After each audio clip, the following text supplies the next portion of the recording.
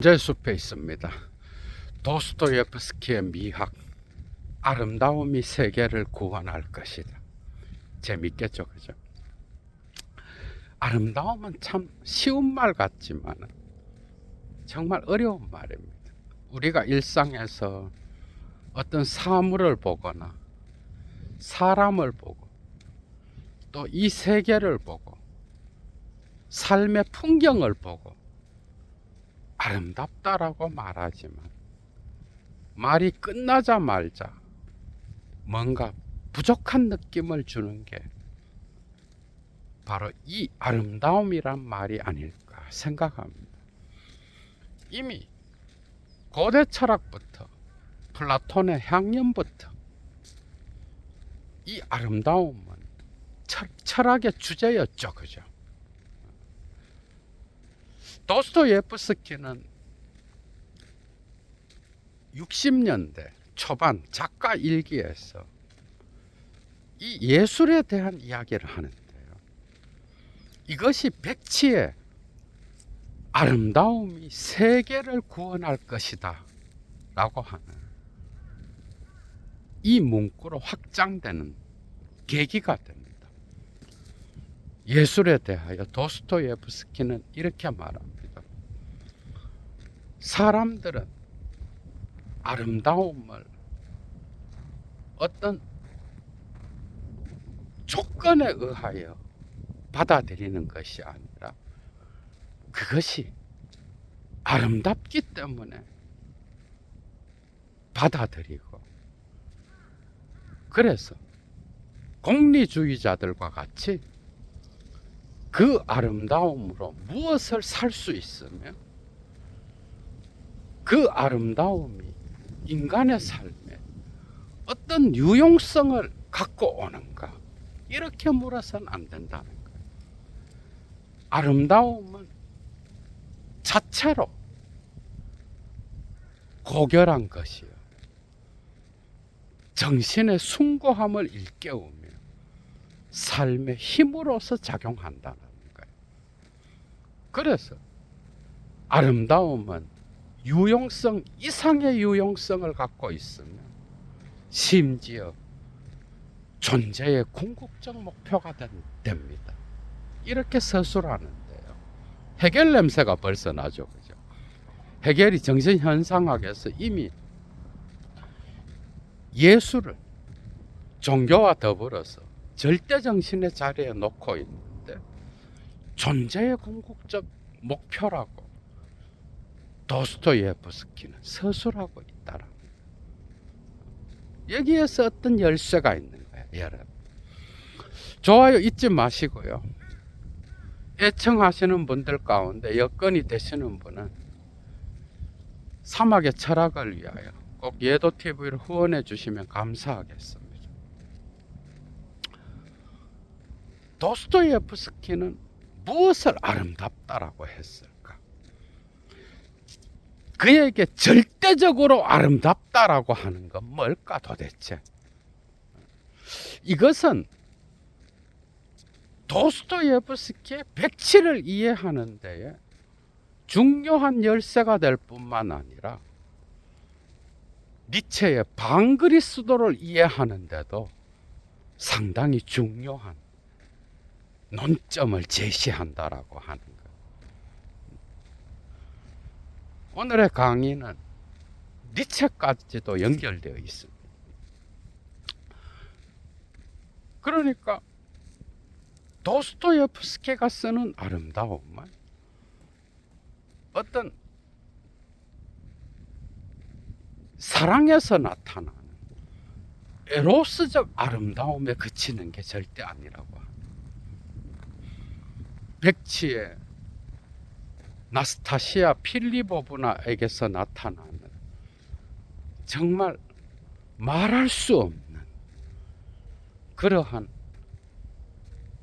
사랑을 불러일으키는 매력적인 아름다움, 그것을 보고 과연 도스토옙스키가 아름다움이 세계를 구원할 것이다 라고 말했을까? 더 나가죠, 그죠? 사실은 작가 일기에 보면은 아름다움이 세계를 구원할 것이다 라고 써놓고 두 개의 아름다움. 그래서 마치 나스타시아와 아글라야에게서 나타나는 아름다움의 두 종류를 설명하는 것과 같은 느낌을 주는 거예요. 그러나 사실 여기서 아름다움은 더 나아가서 미시킨 공작, 그리스도의 형상을 부여한 그 아름다움과 관계되어 있다라는 거예요. 이게 존재론적으로 훨씬 넓은 개념이겠죠, 그죠? 그러니까 에로스를 넘어서서 신적 사랑인 형제애인 아가페의 사랑으로까지 나아가는, 그래서 존재 일반의 아름다움과 연결되는 상징적 개념이라고 하는 거예요. 도스토예프스키의 미학에서 중요한 거는 예술의 상징성인데요. 그것은 신비적 사실주의예요. 이것은 또한 한 지인에게 보내는 편지에도 나타나는데, 나의 관념론은 어떤 사실주의보다 더 사실적이며, 나의 사상은 어떤 사실주의의 냉혹함보다 더 냉혹합니다. 이렇게 고백하죠, 그죠? 그러니까 현실과 관계되어 있다라는 거예요. 실제로 도스토예프스키는 두 번의 결혼 이외에 특히 수슬로바라고 하는 젊은 작가와 깊은 사랑에 빠지는데요. 60년대 중반에, 그죠? 노름꾼이 나올 때에 이 수슬로바와 깊은 사랑의 관계에 들어가 거기에서 엄청난 에로스적 사랑을 경험합니다.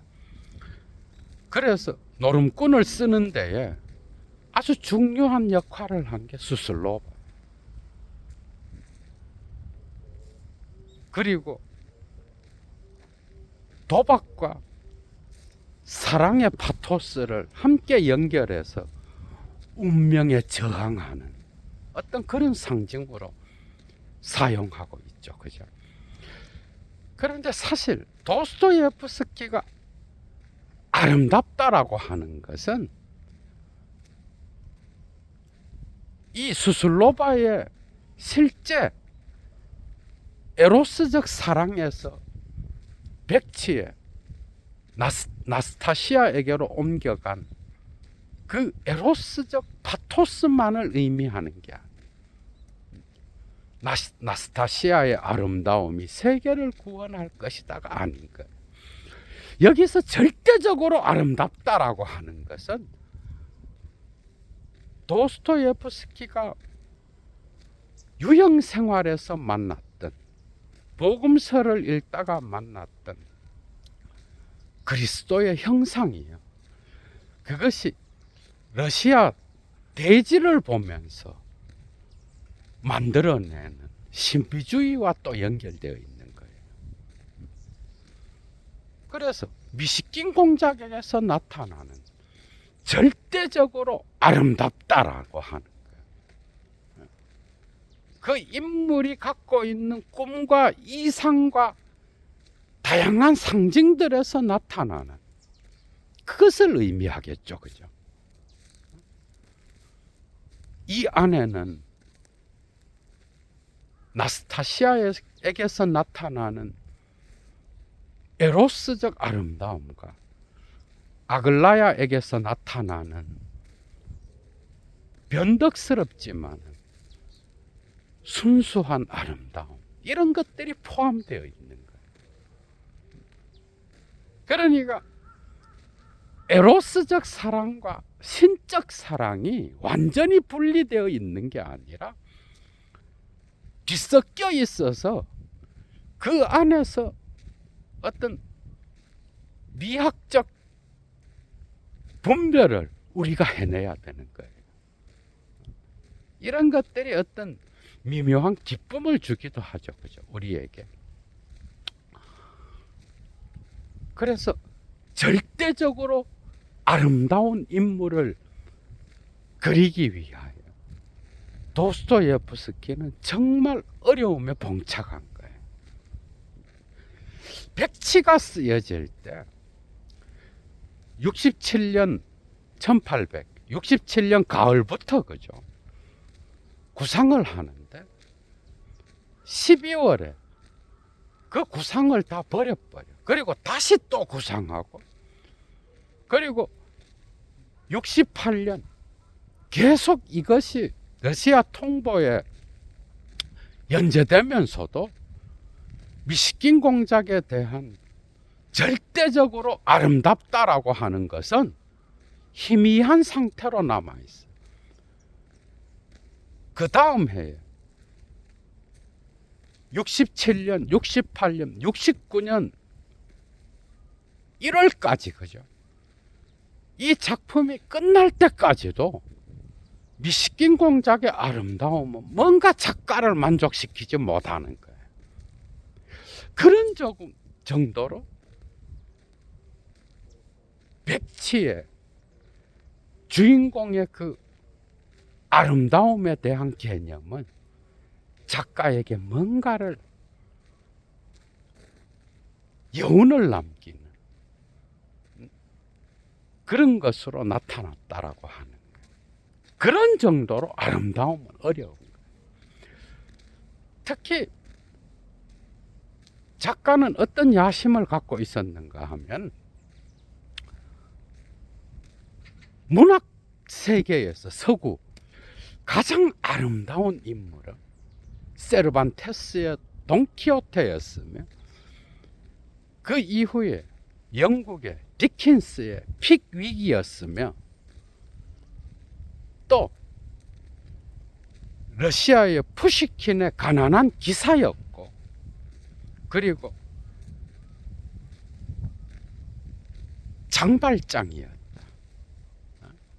빅토르 위고의 장발장도 아주 독특한 아름다운 인간에 대한 상을 제시하죠. 그죠? 그런데 나에게는 아직 이런 상징들이 없다. 그래서 엄청난 야심을 갖고 덤벼든 게 백치인 거예요. 그런데 특히 조카 딸에게 보내는 그 편지에서 그죠? 이바노바. 정말 이 미시킨 공작의 아름다움을 살려내고 부분적으로는 뭔가 영감으로 나타나지만 내가 만족스러울 정도로 이 아름다움을 표현하는 데는 뭔가 부족하다. 계속 한탄하는 편지를 몇 번 보내고, 그죠? 지인들에게도 보내고, 그 다음에 편집장에게도 보내고, 뭔가 부족한데, 그 사이에 소냐라고 하는 딸이 또 세상을 떠나잖아. 그죠?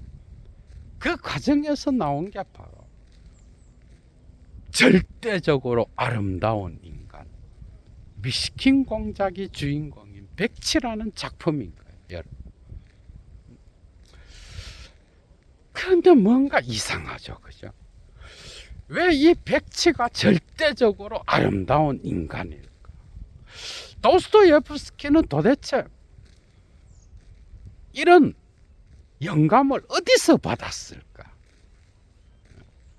바젤을 여행하면서 우연히 들렸던 미술관에서 바라본 그리스도의 처형, 죽은 그리스도의 빼짝 마른 정말 끔찍한 그 그림에서, 홀바인의 그림이죠, 그죠? 거기에서 도대체 어떤 영감을 얻었을까? 그리스도의 육체가 왜 아름다움이라고 하는 관념을 도스토예프스키에게 일으켰을까? 우리는 질문할 수 있겠죠. 그죠? 다양한 방식으로.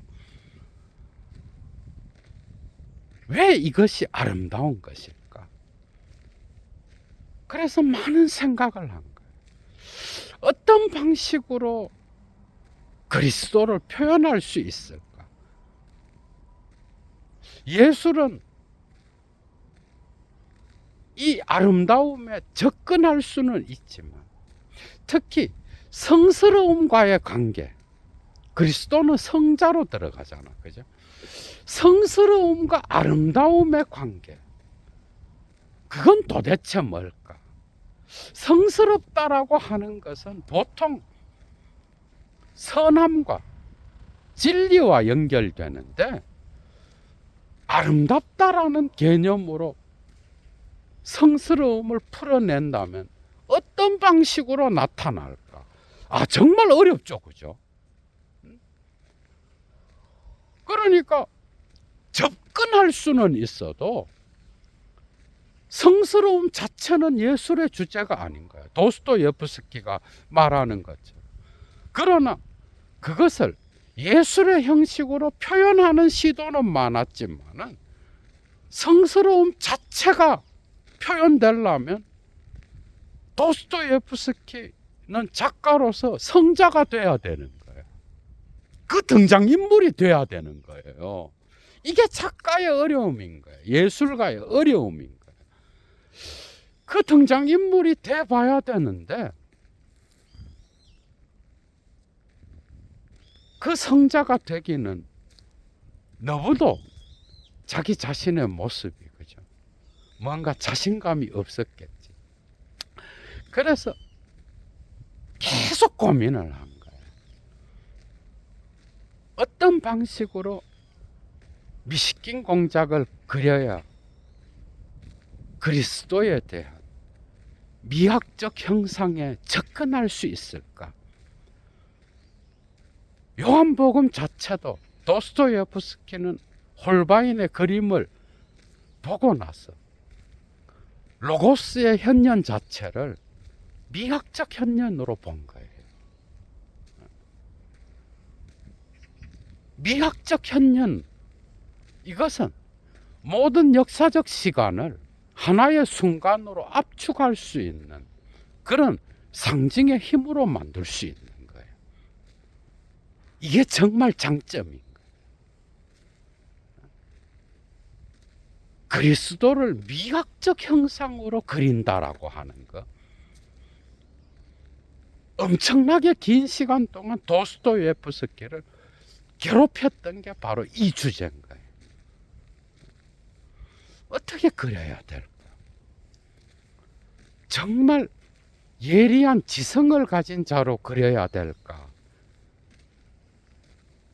겸손하다는 것. 사람들 가운데에서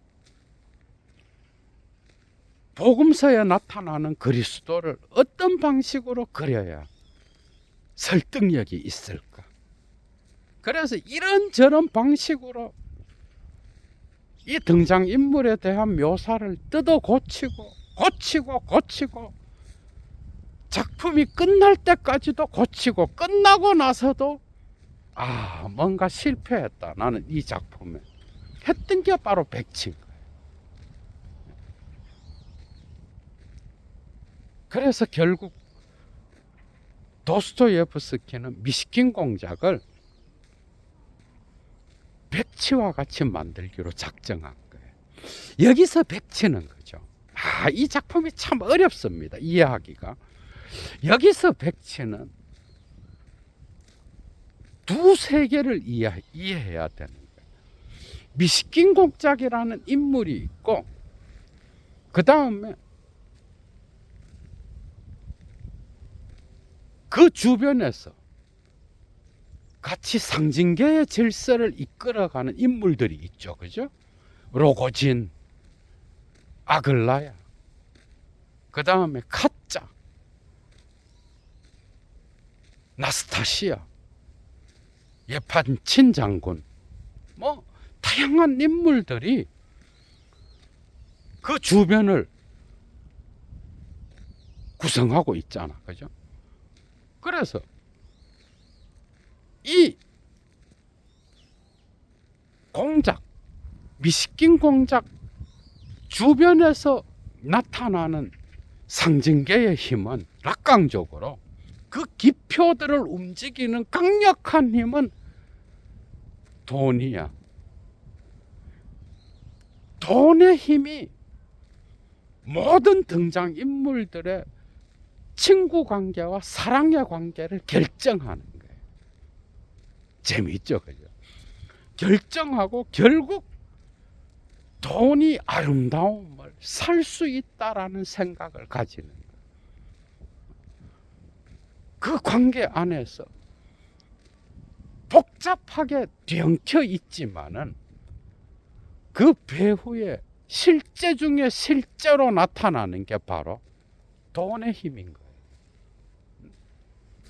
그래서 나스타시아를 로고진이 10만 루블에서 막 사고 거기에서 돈이 돈을 먹고 인간관계를 다 잡아먹으면서 기표들의 사슬을 이끌고 가고 있잖아. 그죠? 그런데 미식기는 그러한 힘에 멀리 떨어져 있는 자인 거예요. 그래서 백친 거예요. 가장 큰 이유는 이들의 세계에 침투하지만은 미식긴이 스위스에서 4년 동안 치료를 받고 페테르부르크로 돌아와서 이들의 세계에 참여하지만은 그러나 미식기는 그 돈의 힘에 의하여 조정을 당하는 자가 아닌 거예요. 들레즈적으로 노마드와 같은 인물인 거예요.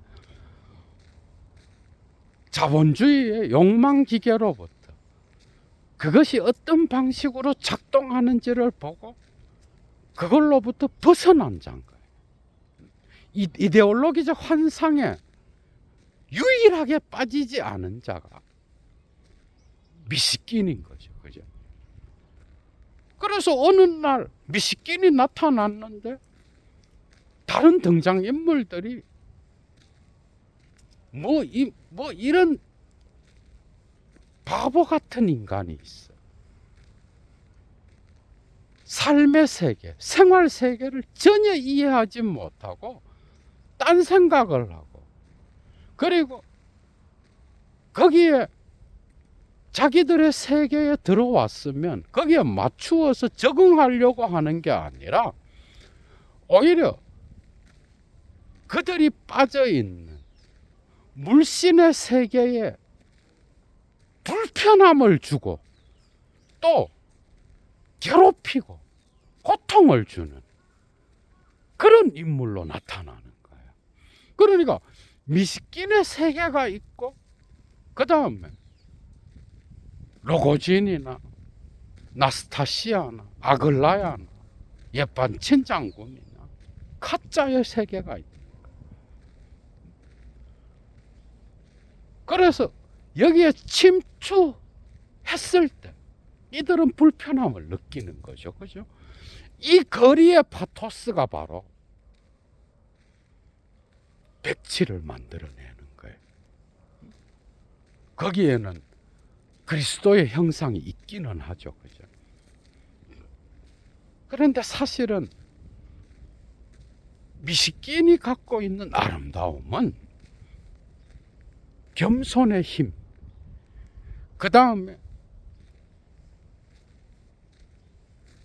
그 사회와 그 상징계에 적응하지 못하는 그런 무기력함, 거기서 나타나는 타자들의 조롱, 멸시, 경멸 이런 걸 받을 때마다 늘 웃으면서 인정하고 또 다른 말을 하는. 그리고 독특한 거는 이 미식기는 타자들이 보지 못하는 걸 보는 독특한 눈을 가졌는데요.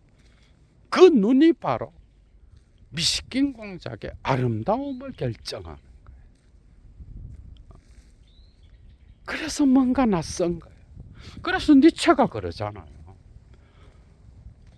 그리스도는 반그리스도에서 역사적 예수는 르낭이나 다비드 슈트라우스가 그리는 것처럼 어떤 천재도 아니었고 영웅도 아니었다.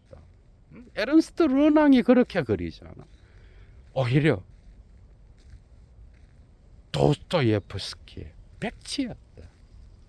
그는 신과 만나기 위하여 어떤 역사의 제도도 필요로 하지 않았으며 유대교에서 제공하는 기도의 형식이라든지 아니면 예배의 형식조차도 필요 없었다. 그는 역사 속에서 비역사적 형식으로서 살았던 인물이었고, 그리고 그 역사의 다양한 기호들을 해체하는 그런 인물이었다. 그에게서 복음은 이미 죄와 벌, 상벌과 같은 그런 종교적 형식이 없으며 거기에는 단지 삶의 실천밖에는 없었다. 그러나 타자들은 아무도 그걸 인정하지 않았죠. 그죠? 결국 십자가에 못 박힌 것은 이들의 상징계에 침투해서 딴 얘기를 했기 때문에 죽은 거야. 어떻게 보면 드라클의 시에 나타나는 어떤 인물들이 유유히 그 역사의 현장을 걸어 다니면서 자기는 거기에 속하지 않은 것처럼 말하고 행동하고 그랬기 때문에 죽음을 당한 듯한 그런 느낌을 준다는 거죠. 그죠? 그래서 상당히 어려운 거예요. 미식기는 이미 스위스에서 정신과 치료를 받으면서 슈나이더 박사죠. 그죠? 거기에서 그 목가적 풍경 안에서 경험한 신의 나라가 있었어요. 이게 아름다움의 극치인 거예요. 거기에서 경험한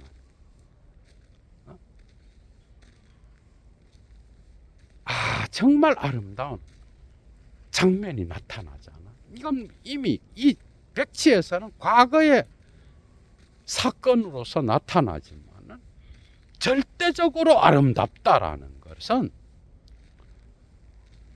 미식긴 공작에게서는 다른 것이 아니라 거기에 폐병에 걸린 소녀가 하나 있죠. 그죠? 그 소녀와 아이들을 화해시키는 장면에서 그리고 스위스의 목가적인 자연환경 안에서 경험한 어떤 신적인 하느님의 나라를 이미 경험한 거예요. 어린아이들이 들어오는 거예요. 니체 이해가 되죠. 그렇죠? 도스토예프스키와 니체가 만나는 지점이 이런 건 거예요. 어린아이, 삶을 긍정하는 어린아이. 너희가 어린아이와 같이 되지 않으면 신의 나라에 들어갈 수 없다라고 하는. 그래서 신의 나라는 마음과 같은 거다. 니체가 반그리스도에서 이야기하잖아. 그것은 모든 역사의 시간을 없애버리고 마음의 상태로서 미학적 현상으로서 하나의 순간에서 경험되는 그런 현상으로 본 거예요. 이게 백치에 나타난 아름다움인 거예요. 이미 미식긴 공작이 스위스에서 경험했던 그 폐병에 걸린 소녀가 아이들과 하여하면서 푸른 하늘 아래 비치는 푸른 나뭇잎들을 보면서 그리스도의 사랑 안에서 드러나는 그 신의 나라, 어린아이들의 나라, 거기에서 나타나는 사랑. 그래서 사실은 공작은 아글라야도 사랑하고 나스타시아도 사랑하지만은 그는 이미 에로스적 사랑을 할 수 없는 그런 인물이에요. 진짜 백치의 비극은 뭐야? 백치는 나스타시아의 아름다움, 그리고 그 아름다움을 돈으로 사기 위해서 로고진이나 거기에 등장인물들이 미친 듯이 날뛰면서 그 미를 사서 소유하려고 하는데 백치는 그걸 이해 못합니다. 그것은 그는 성적 사랑의 욕망을 느낄 수 없는 인물인 거예요. 병에 의하여. 그 비극은 뭐예요? 미식기는 이런 사랑의 에로스적 사랑의 관계에서 서로 분열하고 질투하고 살인하는 이러한 욕망의 사슬의 어떤 의미와 연세를 전혀 모르고 자기가 경험한, 자기가 갖고 있는 어린아이와 같은 순수한 마음, 사랑의 마음, 그 자체로 사랑하면서 상징계의 역사적 시간을 해체하고 들어오는 미학적 시간, 그죠? 그게 바로 아름다움이 세계를 구원할 것이다. 미식긴이 갖고 있는 신의 나라에 대한 형상이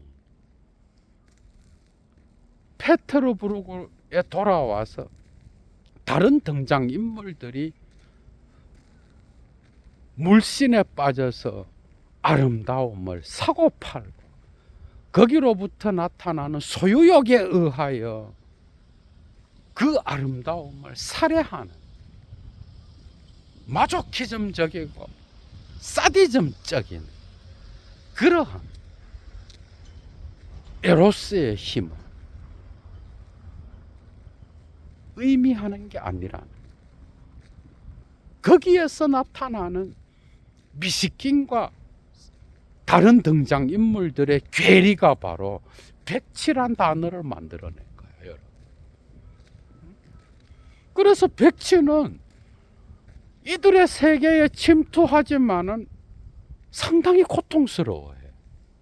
그리고 혼자 있고 싶어 하고, 그리고 또 관계하고. 역으로 이 등장인물들은 이 미식긴이 뭔가 제대로 된 사람 같기도 하고, 또 바보 같기도 하고, 또라이 같기도 하고, 그래서 양가 감정을 느끼는 거예요. 미식긴에 대하여 모든 사람들은 사랑하면서 또 증오하는 거죠, 그죠? 뭔가 관심을 끌었다가도 또 딴소리를 하는 거예요.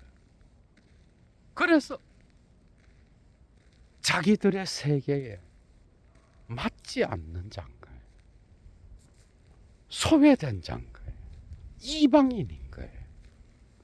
사실은 미식긴의 눈으로 볼 때 이들의 아름다움은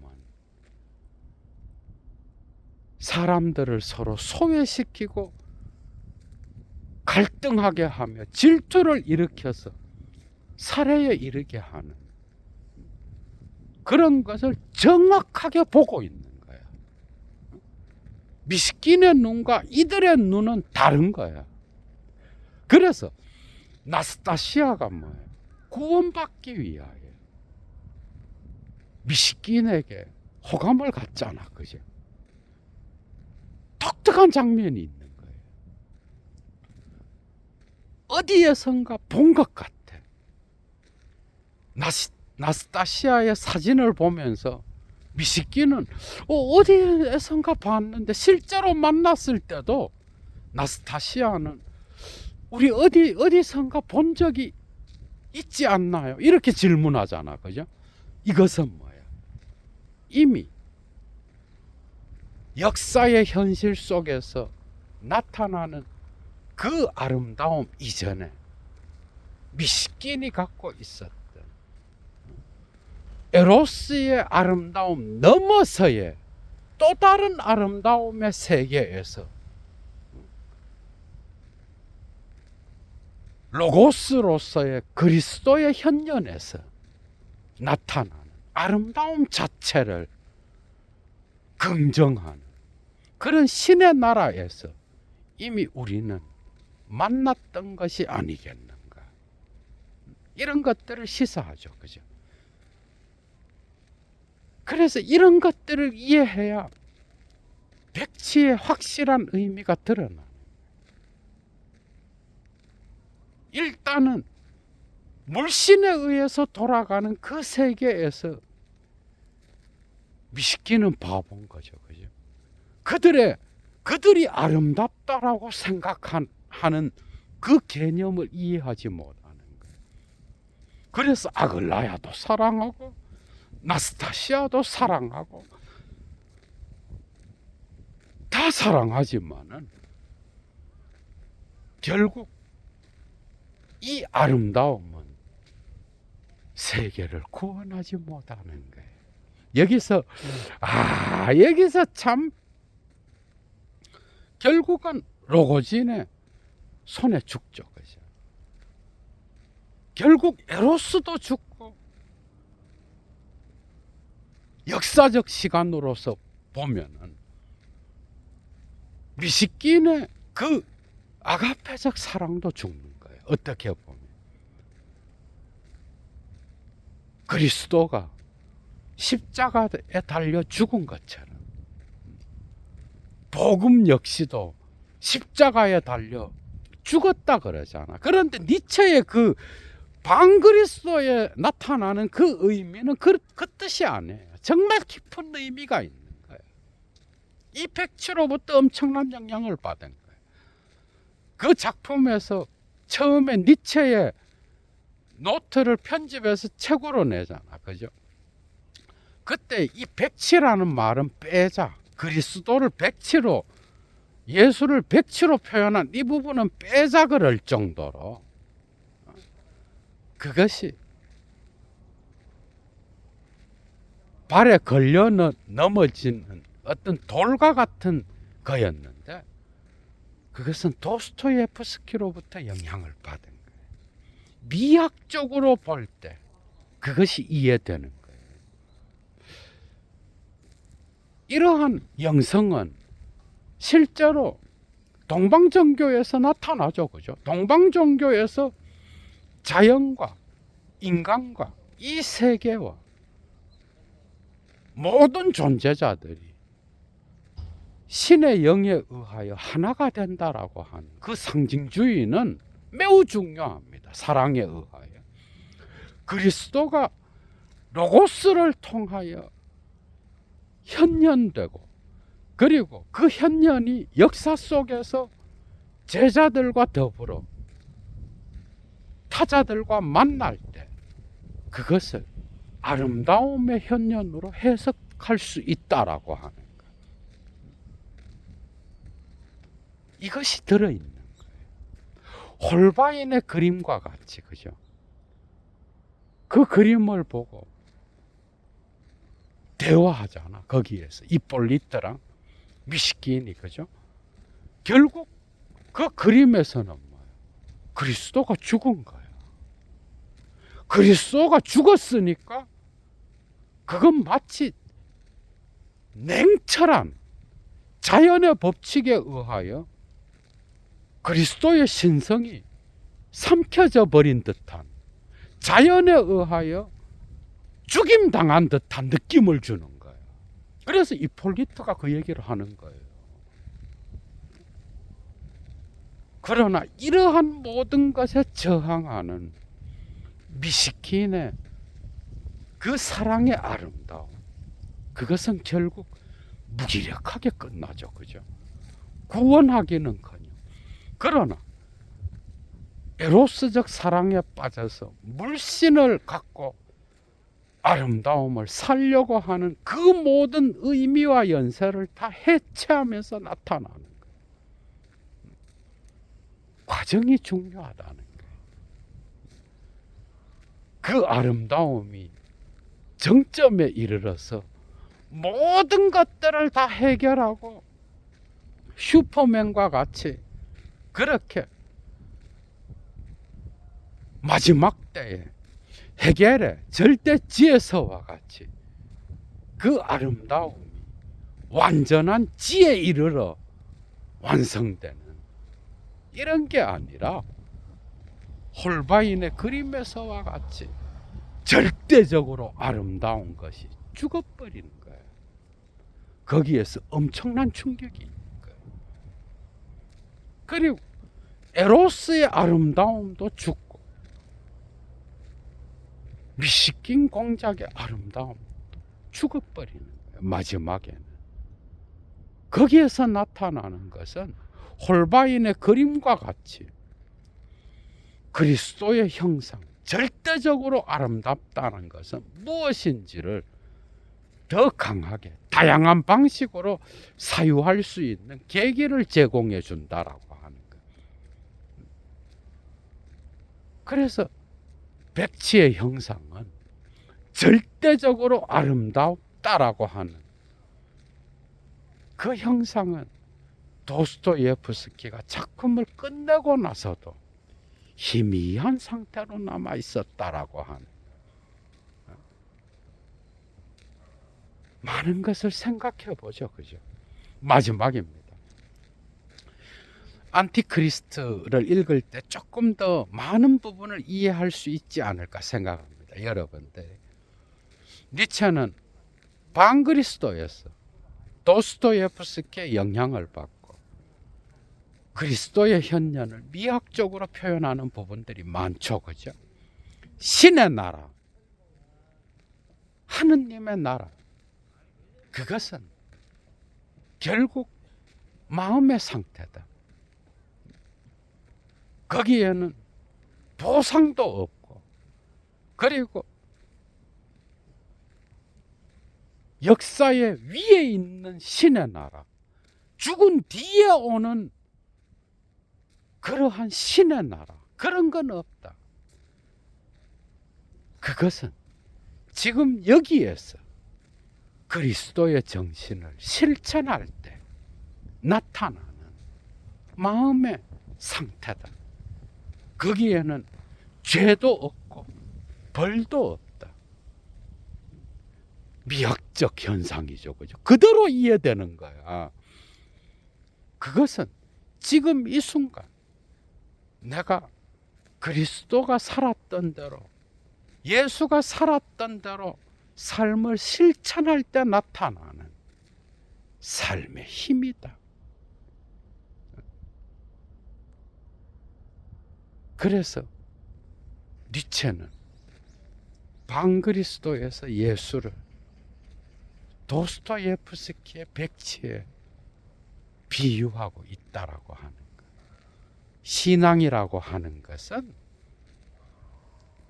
그리스도의 실천을, 예수의 실천을 이상한 방식으로 왜곡시키는 아주 좋지 않은 습관과 같은 거다. 신앙이라는 것만큼 본능적인 게 어디에 있는가? 이것만큼 예수의 복음을 왜곡시키는 불협화음이 있겠는가 하면서 이제 막 가는 거예요. 그것은 역사의 시간을 순간의 영혼으로 압축해서, 그죠? 미학적 현상으로서, 백치로서, 지금 역사의 현실 속에 그 반대급부로서 어린아이와 같이 신의 나라를 실천하는 그리스도의 형성. 그것을 니체 역시도 복음이라고 부르고 있다라고 하는 것. 정말 많은 것을 생각나게 하죠. 그죠? 예도 강의 마칩니다, 여러분. 주스!